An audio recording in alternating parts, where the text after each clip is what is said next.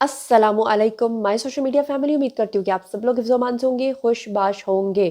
सियासी तज्ज़ियों और तबसरों के साथ आपकी खिदमत में हाज़िर हूँ और आज बड़ी ख़तरनाक किस्म की कोई 5-6 ख़बरें हैं जो छोटे से व्लॉग में मैंने आपके साथ शेयर करनी है। एक तो लतीफ़ खोसा जो है, इन्होंने कनाडा जाकर पाक फ़ौज और हमारे इदारों के ख़िलाफ़ बड़ी मैलिशियस कैंपेन चलाई है। उसके ऊपर आपको बताना है सलमान अहमद जिनको ठुड्डा मार दिया था इमरान खान ने, बार-बार वार्निंग देने के बावजूद भी वो बाज़ नहीं है और अब की बार उन्होंने बुशरा बीबी के बारे में क्या कुछ कहा है। आज आपको बताना है कि तौहीन मज़हब करने वाले कुछ जो लोग हैं तकरीबन 4 के ख़िलाफ़ मुकदमा दर्ज हुआ है और ये चारों तौहीन मज़हब कर रहे थे, क्या कर रहे थे इसके बारे में आपको बताना है। इसके अलावा आपको बताना है कि मरियम नवाज़ के ख़िलाफ़ मैलिशियस कैंपेन चला रहे थे व्हाट्सएप ग्रुप्स के अंदर, उसमें कुछ लोग गिरफ़्तार हुए हैं, उसकी क्या तफ़सीलात हैं वो आपको बतानी है और इसके अलावा भी और बहुत सारी ख़बरें होंगी, आज के वीडियो का हिस्सा होंगी। तो चलिए शुरू करते हैं वन बाय वन। तो सबसे पहली जो खबर आपको बताने जा रही हूँ, बड़ी शर्मिंदगी के साथ मैं आपको ये खबर बताने जा रही हूँ। लतीफ़ खोसा जनाब पहुंचे हैं कनाडा और वहां पर उन्होंने फौज के खिलाफ ऐसा गंदा जहर उगला है। आपको पता है पिछले दिनों खान साहब बार बार अपने फॉलोअर्स को ये कह रहे थे कि हमूदुर रहमान कमीशन रिपोर्ट पढ़े।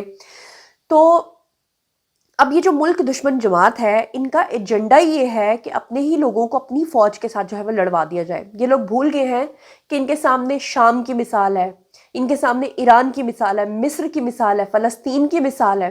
जितने भी इस्लामी ममालिक हैं, जहाँ जहाँ पर भी वो लोग अपनी मईशत में मजबूत थे, ताकतवर थे, उनकी अफवाज को जहाँ जहाँ कमज़ोर किया गया, उनके लीडर्स को जहाँ जहाँ कमज़ोर किया गया, आज उनकी क्या हालतें आपके सामने हैं।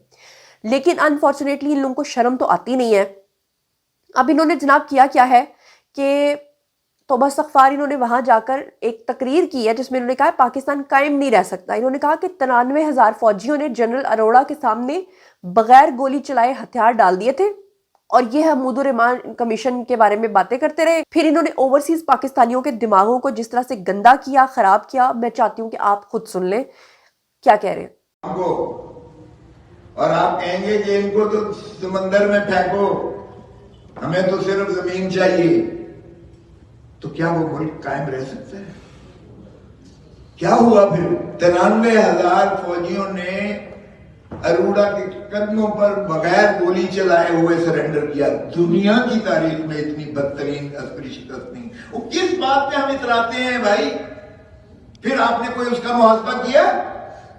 आपका 1 इंच जमीन का जो है अगर कोई कब्जा कर ले तो आप उसके मरने मरने पर आ जाएंगे, सुप्रीम कोर्ट तक जाएंगे, आप उससे वागुजार करवाएंगे।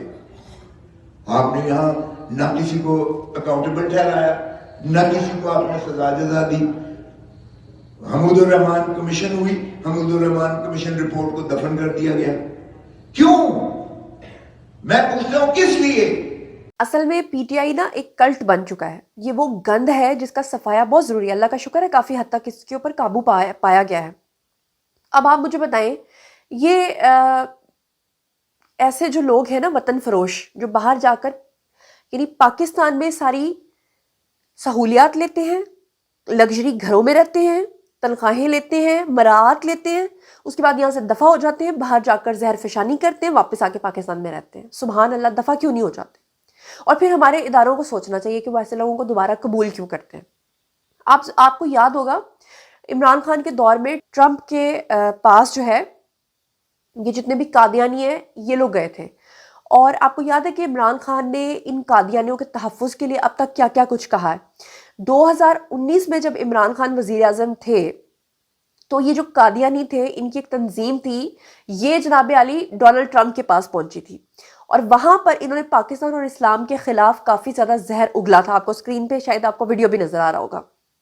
दूसरे दिन इमरान खान ने एक हुक्मनामा जारी किया था जिसमें उन्होंने कादियानी आतिफ मियां को मशीर खजाना अपना जो है वो मुकर्रर कर दिया था और उसके बाद उसकी सरबराही में पाकिस्तान में कादियानी एकदम से ऊपर आते हुए आपको नजर आए थे। आपको याद है ना?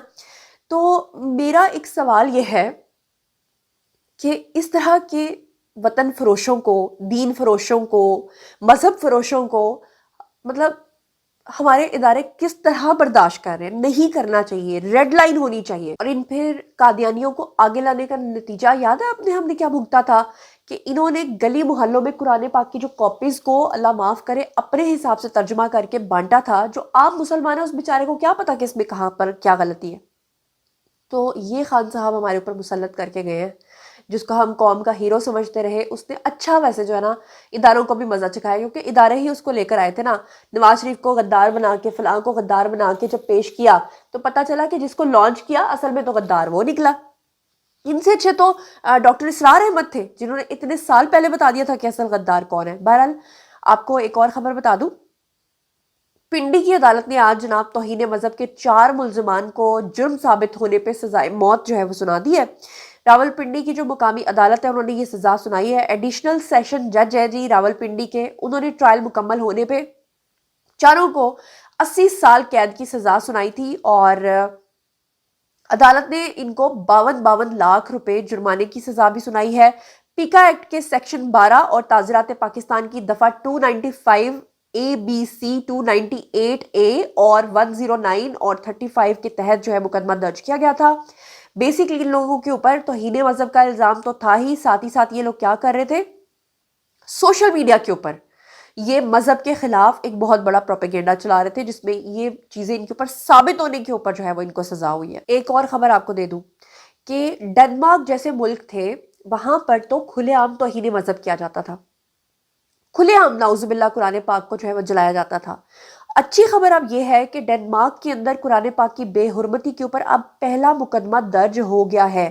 اس سے پہلے کسی کے خلاف مقدمہ درج نہیں ہوتا تھا۔ ڈنمارک کے اندر یہ جو پہلا مقدمہ درج ہوا ہے، اس کی تفصیلات ذرا سن لیجیے گا۔ غیر ملکی میڈیا کے مطابق انہوں نے کہا ہے کہ قرآن پاک کی بے حرمتی کے اوپر جو ہے جمعے کو 2 افراد کے اوپر مقدمہ درج کر لیا گیا ہے۔ رپورٹ میں بتایا گیا کہ ان افراد کی شناخت کو ظاہر نہیں کیا گیا، لیکن ان کے اوپر الزام ہے کہ انہوں نے ایک تہوار کے دوران قرآن پاک جو ہے اس کی بے حرمتی کی، اور 2023 میں ڈنمارک اور سویڈن میں قرآن پاک کی بے حرمتی کے آپ کو پتا ہے کہ متعدد واقعات پیش آ چکے ہیں، لیکن ان کے اوپر پابندی کا جب مطالبہ کیا جاتا تھا تو ان کی حکومت ہی ان لوگوں کو جو ہے وہ پروٹیکشن دیتی تھی۔ لیکن اب اچھی بات یہ ہے کہ اب جو کوئی بھی یہ کرے گا اس کے خلاف باقاعدہ طور پہ وہاں پر قانون جو ہے وہ حرکت میں آئے گا۔ اچھا، یہ بھی آپ کو یاد ہوگا کہ سلمان احمد نامی جو یہ سنگر تھے، گٹارسٹ تھے، ان کے بارے میں کہا جاتا ہے کہ یہ احمدی ہیں۔ یہ عمران خان کے پچھلے کئی دہائیوں سے دوست تھے، اور احمدیوں کے لیے عمران خان نے ان کو بڑی فیورز بھی دی تھی۔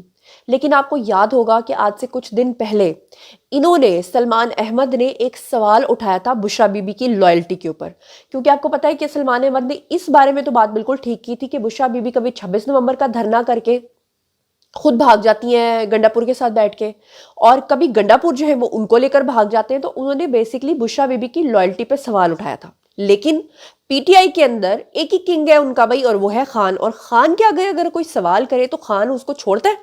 اب خان نے جناب کیا کیا، پچھلے کئی دہائیوں کی دوستی کو توڑ کے سلمان احمد کو اپنی پارٹی سے نکال دیا، اور کہا کہ وہ ہوتا کون ہے بشریٰ بی بی کی لائلٹی کے اوپر سوال کرنے والا۔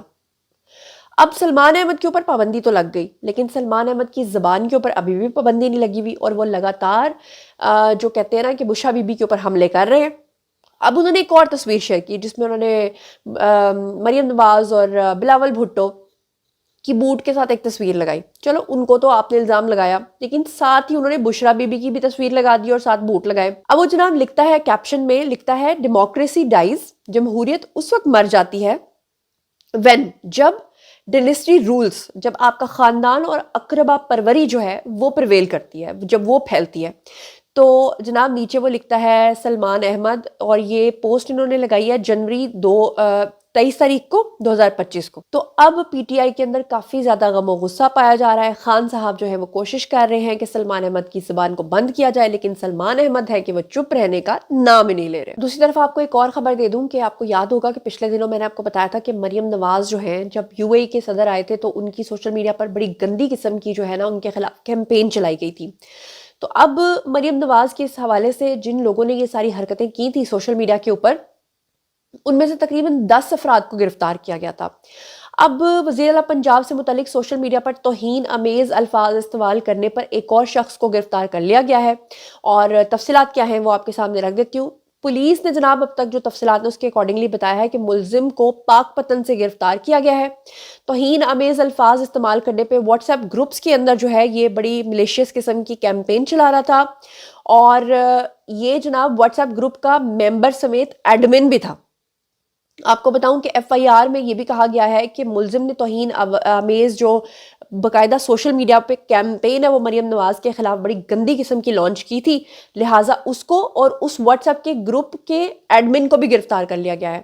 آپ کو یہ بھی بتاتی چلوں کہ اب کوئی بھی مواد جو ہے، پہلے تو انسٹاگرام یا فیس بک پہ آپ شیئر کرتے تھے تو اس کے خلاف آپ کوئی کارروائی ہوتی تھی، اب واٹس ایپ کے گروپس میں بھی اس کے اوپر کارروائی ہوا کرے گی۔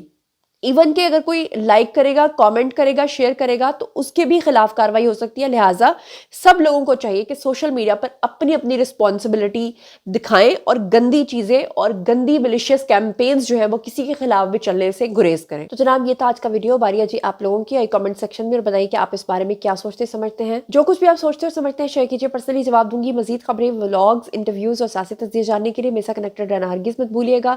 میرے دونوں چینل زنیرہ ماہم اور زنیرہ ماہم گوسپس کو سبسکرائب کرنا ہرگز مت بھولیے گا۔ اپنا بہت خیال رکھیے گا۔ اللہ نگہبان۔